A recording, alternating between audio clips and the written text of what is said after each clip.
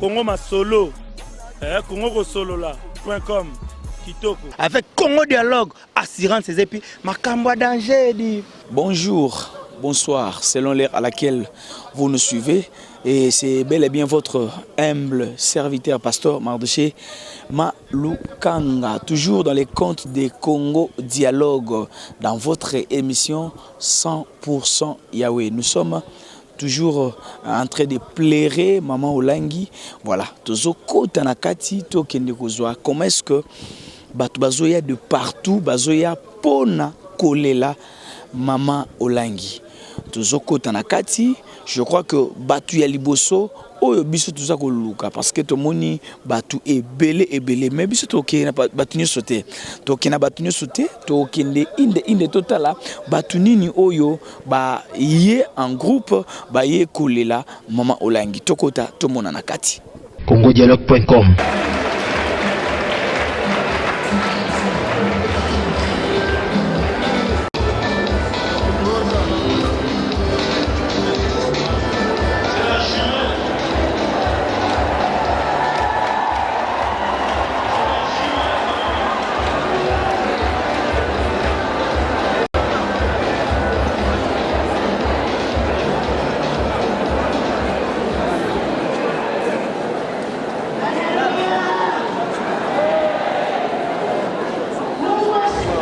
Voilà, vous comprendre que Batu baye ebele penza pona kolela Maman Olangi. Tomoni bande konabiso et papa déjà comment on a déjà aux Tozo Kanisa le président Mobutu. Voilà, tu retournes d'abord comme on a. Eh ben, comme on a désiré Bandila Yemei Mobutu. Tomoni awa na 17e rue na matanga ya Maman Olangi. Oye kolela. Est-ce que vous avez découvrir tout pour la Maman Olangi? Mais ce qui est tout simplement pour te découvrir Ngaï, eh bien la presse est là partout. Je pouvais convoquer la presse pour être Bilili Nanga et Tambola à travers le monde. D'ailleurs, je pense que ce n'est pas la toute première fois. Ce qui Toyei Awa, c'est en guise de cause. On est des Bantous. On est des Africains, notre tradition nous exige ce qui tobungisi ndeko o tozaki komema kati na motema, ça nécessite à ce que to assister ndeto yei awa ezali moment ya pasi na motema. Je pense que bato banso o bakolanda ngai à travers Bilili bakozana même avis que ngai. Ça ne fait pas si longtemps et tonga oyo touti kobungisa papa Olangi. Mais en rien de temps, Nzambe a décidé de souhaiter Abega Mama Akenda pour Nabiso Tozaki Kobanza et le la maman Tikali, elle peut être consolatrice. Il y a penser Pota ya monene Libota et Silaki Kozoka, mais à notre grande surprise, Nzambe a décidé de Abenga Mama Alanda Papa Bakendo Mboka Waye. Bon, le quoi est mon canon en Zambie, je crois que Bisso tout simplement Tokokiko Salaba objection à Tasso qui m'inquiète. Mais si cela dépendait tout simplement de notre propre bonne volonté, Netolinga qui te rappelé maman Azonga Langambo na Bisso ba etozana bomoy. Mais le quoi tozangi nguya pasi na motema tika ete mama kendana kimia molimo na ye ekoma na maboko ya Kolo Nzambe apesa ye sika et pas yoapi avandi na lola et tozali certainement sûr que maman a cause elongo na Nzambe pour être ceux qui to balusi miso na biso to komona bato banso batondi awa ce n'est pas pour rien ezali en guise de reconnaissance maman tiki œuvre monene na kati na mokili oyo to kosenga na ba responsable o batikali basala ndenge maman zali kosala ba changer vision ya maman te. Vision, moto apesa kango ezali Nzambe. Ce qui Nzambe apesi mission, apesa ka vision, apesa ka provision. Je pense que provision on Nzambe apesa ke pa na maman et silité. Ezali bato basusu babongola yango te e koma likambo mosusu. Balandobe bazobe alima balanda nzela. Solo banazombo sentir que oza mutu moko osambela wapi. Mais certainement, je pense que l'Afrique est christianisée. Je suis un chrétien comme tout autre chrétien. Ceux qui n'ont pas participé à un ministère et à combat spirituel, eh bien, j'ai la facilité de participer. Ceux qui n'ont pas dans une église catholique, eh bien, cela dépendra que de ma propre bonne volonté.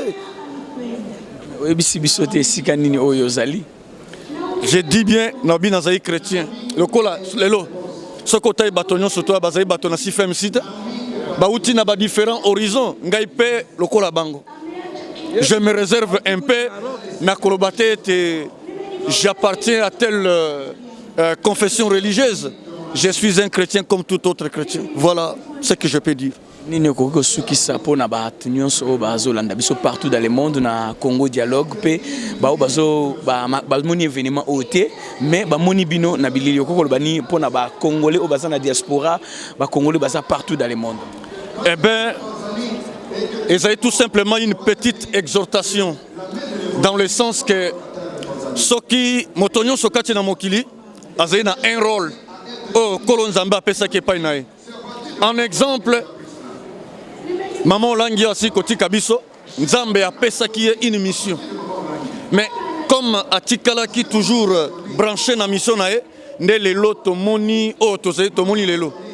c'est tout un témoignage, même si dans le bien Angola Malobananga était au Tambusi Obe caméra, bato bako remarqué était maman asalaki mosala ya monene a bongisi mabota ebele kati na mboka oyo à travers le monde partout à l'écart atika makambo ya minene soki balobaki ete bapesa mwa mikolo po ete bazali na mosika ba rejoindre biso awa. Je pense que esplanade oyo ekozala moke po ete ekoka contenir bato banso.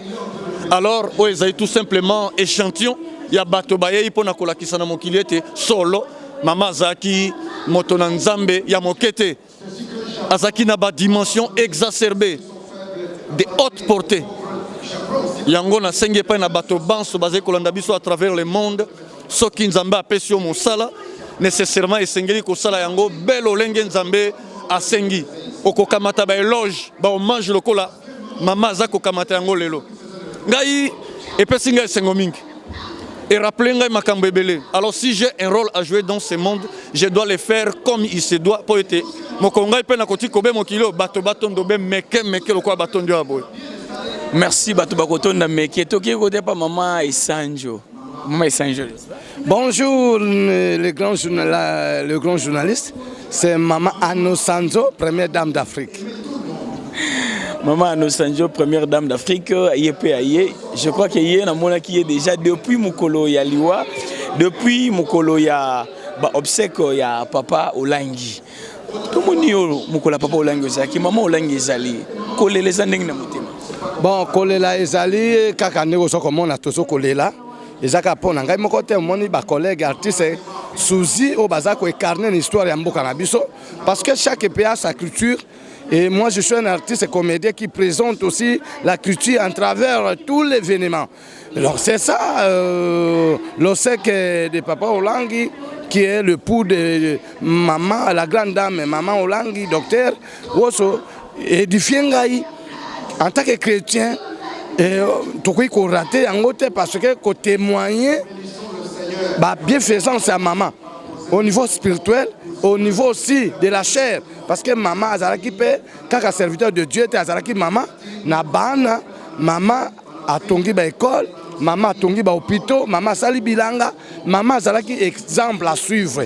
Donc pour ngai maman Olangi, c'est une école de vertu, elle avait beaucoup de vertu. Imaginez une grande dame avoir une vision planétaire et elle est aussi présentée Jésus à travers la planète. Ce n'est pas donné à tout le monde. C'est un don, c'est une grâce. Et moi, en tant qu'artiste qui incarne la femme, qui éduque la masse, je suis venu pour présenter sa modèle, sa mère, bon, français, Siri. C'est comme ça, bonjour. Voilà, tous continuer toujours pour comprendre que l'artiste a incarné l'olenge ya ba maman ya Congo. Commença par première dame du monde, c'est Marie, mère de Dieu, que je présente aussi. Et ici en RDC, c'est Maman Olive Lembe Kabila, distinguée première dame, l'épouse du chef de l'État, donc la première dame de la RD Congo. Et au niveau spirituel, c'est Maman Olangi Wosso. Tu vois, ça veut dire qu'il n'y a pas de commentaires par rapport à ma présence ici. Parce que, comme Maréchal vient de dire ici, que Tozalia Biyamba Ebele. Mais nous sommes des corps du Christ. L'église des amours qui est en Kolo Yesu. Et en Kolo Yesu à l'obi, ne touchez pas mes way. Yesu est mort des juges. Biso tokoya poto jeter mais biso toyende ko kisa ko honorer maloba ya Yesu. Yesu alobaki motauti na mabele akozonga na mabele. Tata Olangi akokisi mission na ye azongi. Lelo peza mokola Maman Olangi lobe pe koza mokona yo lobe pe koza mokona nga. Chacun son tour. Et c'est comme ça nous sommes ici. Une question mon azape na posana tout na yo. Na mona ko mingi na ba événement. Mais pourquoi Olinga oleka na TV? Bon, le problème de la télé, c'est le problème de management. La télé, c'est comme couteau de deux tranchants. Tantôt Rico Mata, tantôt Rico Kita. Beaucoup de comédiens qui passent à la télé, bon, ce que Yebisinga Bango, Wapi, vie na Bango social, disons. Mais au contraire, la télé, ça dit qu'il faut avoir un manager, il faut avoir un sponsor, ou bien tu peux aussi avoir un producteur. Moi, je ne suis pas un artiste simple, mais je suis coordonnateur général de la Pakosiko. Pakosiko, c'est une plateforme de comédiens cinéastes congolais. Donc, je coordonne tous les comédiens cinéastes congolais. Il ne faut pas seulement confondre des choses parce qu'il y a de noms. Non, dans notre secteur, il n'y a pas de grand, il n'y a pas de petit. On est des artistes, l'artiste n'a pas de sexe. Donc, je vais te dire que télé, c'est la réalité. Télé, mokole koko ma radio, nde mokolo na wanga na TV. Mais ce qui TV, c'est la réalité. Donc, s'il y aura un producteur, s'il y aura un sponsor, je vais passer à la télé. Je ne peux pas passer à la télé sans avoir une personne qui me paye moi. Donc, c'est ça. C'est comme ça que vous voyez que, parce que ce qui télé, c'est le quoi. Voilà.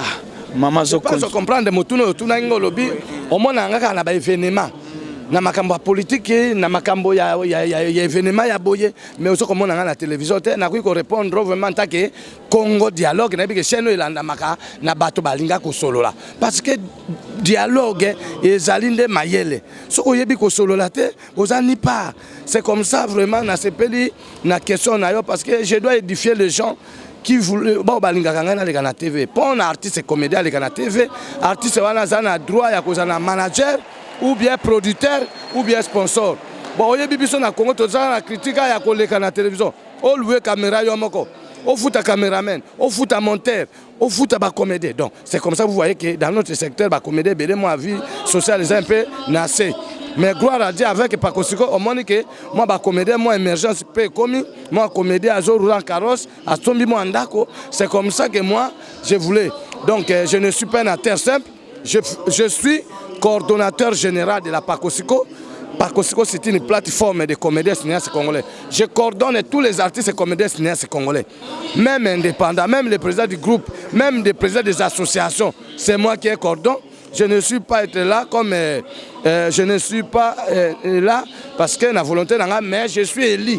Les comédiens, moi, choisi par rapport à mes idées, par rapport à mes projets, par rapport à notre secteur. Voilà. Toko pesa baninga msuma loba. Okoloba nini pona ko conclure entretien na biso na yo pona bato bazole la Maman Olangi na monde entier. Na bi ke ba congolais surtout ba diaspora na biso balandaka Congo dialogue. Awa tozali na CPMC ezali combat spirituel. Maman Olangi azali exemple, azali mosali monene nzambe. Biso to soutenaka nde basali nzambe. Ba comédiens so basimbaka kisite, mais nous sommes des comédiens chrétiens. C'est comme ça que vous voyez que nous sommes ici depuis le matin jusqu'à alors et nous sommes là.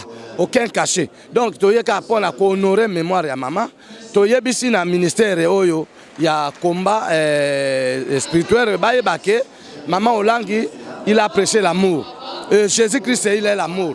Tolingi division te, balanda kakandenge Maman Olangi abane kolanda. Il n'y a pas de commentaire vraiment tout se peli vraiment na binone baza ko accompagner biso pe ko lobisa biso parce que le monde a besoin de notre intervention aussi que Dieu bénisse le Congo, bénisse les familles éprouvées. Et bénisse aussi couple Olangi. Merci. Merci maman en tout cas. Toza ko continuer toujours tomoni tozo poussa na kotoyo et potozoa. Tomoni déjà sozi à Premier ministre Lumumba, pe tomoni le sukuna sozi ya Premier ministre Tshibala Nzenze. Voilà, bonjour. Bonjour papa journaliste. Toko goyeba kombo na yo, nga kombo na nga papa Mardoché. Kombo na ngai papa Dadi Mokengo Lumumba. Tomoni yo poye kolela. Oye kolela maman Olangi awa. Oyeba ki? Oui, très bien, maman Olangi. Oui, maman bien. Oyeba ki ndenge? Bon, maman na ebaki depuis bandaki ko ye mutakoti ministère ya combat na kata RDC. Suko bino pe boye kolela na ndenge na bino. Tala nde bato batondi ebele. Émotion eza ndenge na mutema. Non, omoni tango mutu ayaka bato bayeba qualité. Je sais que ça quitte le monde. Bato bayeba ki eteke wewe aza sauver. Abandi ko sala ba faire na mboka na ye bayeba ki ete. Bazo ko benga na ye. Mais tanga bimi libanda, vous sentez que oui, Moutoyo a sauvé. Ça veut dire quoi? Et là, quand malade, monsieur Kiti, na mboka ne bayeba yangote. Mama tanga banda ki ministère, ezaki litio. Ko finga na batunyoso, ko tshula na batunyoso. On a qui aventure. Mais tant moi bandi ko continuer na misala na ye, bandi ko malibanda ya mboka bandi ko découvrir nde ba eko wana ya libanda, bandi ko kana kata mboka. Mboka ba ko voyi o yazaki moi chabitumba. C'est ça que mama zonga ki na mboka ba yambie na honneur. Pe musala oyo ndi mona ke komi boye tozolula yango. Leo ila sanini. Papa alandi mama na lokolo oyo ya kotaki. Papa pe akomi ndakisa lokola mama. Lelo oyo te komona ke oui nzamba ko simokano na ye parce que bani ministère bazaba na mike. Lelo ko fina mbula ni. Mama comme sur na 65 quelque. Ça veut dire qu'il a roumé l'expérience ezalaki. Mais ezali mission on nzamba tindaki. Parce que nzamba soka tinjo mission na mokili. Alobi 60 ans juste. Mais baton Gobin, non. 70 ans juste. Ça veut dire quoi? Maman a l'oni à Tchebilembo. Tu es qui m'a coutumé. Mais tu as découvert grâce à maman. Parce que coutume, ben comment m'a révélé. Mon koufi les mois aussi. Bako soukola kai bama imoko autolibiti naze. Mais maman est dévorer ba secret wana. Ça veut dire quoi? Azaki maman moko est très intelligente. Donc elle est inspirée par la grâce de Dieu et puis Saint-Esprit de Katinaye. Bon, ça comprendre que message à maman. Et ça qui est bien appréhendé, même pas il y a des artistes, et ça, en tout cas. Nalingi, lokola, nazo bengo déjà Lumumba. Nalingi, olobe la bisu na nengi ya Lumumba, mais ozo makambo ya mama Olangi. Non, na nengi ya Lumumba wana kotinga na politique. Ozo loba nationalité Lumumba, mais ozo makambo te osula no. Wane ozala malamu. Na obi na yoboyi. Mama oyo bokomona komona ye Lulangi. Olangela ki mwasi moko yandakisi. Et pas ina biso bateta to bakango kobi moto ayi moto na biembo. C'est ça que tonga ki mama o makasi na motema na biso, aki su mama o bateta la te. Akoma ki mama ya RDC mobimba. C'est ça que yango tolanda ki pe lokolo wana. Lelo aussi ko témoigner parce que to moni ndakizana ina bato onso ba yao. Yango wana toza ko senga na bato onso ba eko to pe. To bi na bango, il faut ko zala bo moko ko mama ye moko ndenge asala ki makambo wa. Nenge ye moko andaki makambo wana yango wana to biso mo biso lelo te yawa to suba na kati na libota te mais to kominde moto ya bato nyonso na kati na mboko Congo. C'est ça que to kumisi nzambe aya ba mo yanga na kimia wana. Merci. Tozo pende konayo Premier ministre Tshibala Nzenze. Bonjour. Bonjour monsieur le journaliste. Voilà tomonio awa penza boza ko incarner et ba ministre boza ko incarner en tout cas toloba pona yo émotion eza nini po tomonio ana 17e. Bon, je suis vraiment très émotionné dans le sens que na kopesa moi témoignage moko. Moi j'habitais la commune de Kinshasa. J'avais à cette époque-là l'âge de 25-26 ans na sœur na ngai moko abandaki ko memangai na jardin botanique et pas maman Olangi abandaka ministère na ya abandaki ko louer salle wana ya charité. Mais si j'ai de bonnes mémoires, en tout cas dans la salle il n'y avait pas plus de 200 personnes. Mais les loyaux, on a dans monde entier, donc cela veut dire à Sali Moussala, au Monani dans le monde entier. Je vois des représentants, des Coréens, des Bangwa, des Tanzaniens, des témoignages, donc Mokili Mobimba. En tout cas, à Sali Moussala, Oyo, et Sengelia Sala, Nzambe a bengié pour toyaki pona kotikala éternellement te na mokili moto na moto aza na ntango na ye aza na arrêt na ye ya kokita ntango tokotaka na biso nyonso tokitaka na arrêt moko te moto na moto aza na arrêt na ye akitaka papa akiti mama alandi eza mokano ya nzambe biso awa totikali toyeba kobatela eloko oyo mama atiki ministère natiki, il y a des milliers de combattants et de combattantes. Où est un combat spirituel, hein? Des combattants et de combattantes. Donc, où est à continuer dans le ministère où vraiment basa la tendance tout le monde a galéré ceux qui leader à Koufi, bamsou babendani na mopanzi, bagosa la elle na bango non. Pas continuer dans l'iloko oyo. Donc moi en tant que le sosie et l'imitateur de son excellence monsieur le premier ministre Bruno Tshibala Nzende, je ne peux que rendre hommage à ce couple et nous sommes venus ici partager cette tristesse avec les chrétiens de comment est-ce qu'on dit CFMC Ezaranini Nini sur nae CFMC, hein? CFMC. Bon, c'était ça. Donc, ce qui n'a pas ajouté aux alliés dans le domaine en tant que chef du gouvernement, la population, tout se préparer le 23 décembre et j'amène le peuple congolais aux élections. Oh, machine à voler, oh, machine à tricher, pas question. Que le peuple se prépare pour les élections le 23 décembre. Il y a question, moi, curiosité. Depuis le Premier ministre Samoni Oboy. Bon, allez, qui a été mais on a aussi na résidence naie, mais tout cela qui pendant 2 minutes. Allo bakini. Oui, pour na yoté, pour na vie yoté malobaki nini. Il était très tôt dans le Momba. Tout à na matata pogno, sosia matata pogno. Azaki très content. Et puis à Bilanga, il y a Tshibala. Et puis oui, je suis Tshibala. Ça il a bilora Tshibala. La bête les déclarations, na émotion pour une bête déclaration. Bête na toyo. Les gens disent que moi j'ai trahi. J'ai trahi qui? J'ai trahi quoi? Moi je fais 36 ans aux côtés du président Etienne Tshisekedi. Tous ces gens-là qui parlent que moi j'ai trahi, c'est moi qui les ai accueillis dans l'opposition. D'ailleurs, au gouvernement birindois, on est venu me solliciter pour être membre du gouvernement. J'ai réquisé. Et quand bien j'étais en prison, on est venu me proposer la primature. J'ai réquisé.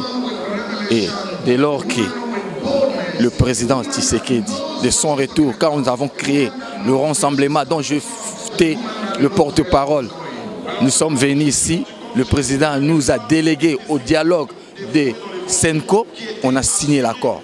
On a signé les arrangements particuliers. Et le rassemblement a pu remettre au président de la République le 3 non. Le président de la République a trouvé que j'ai rempli toutes les conditions pour être nommé Premier ministre. Il m'a nommé Premier ministre. À quoi j'ai trahi? Je vous remercie. Merci. À remercier Binoto Komina Souka. Merci.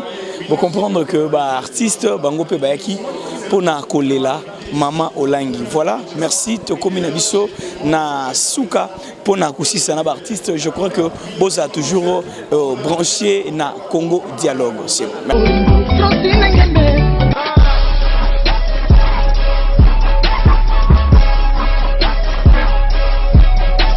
congodialogue.com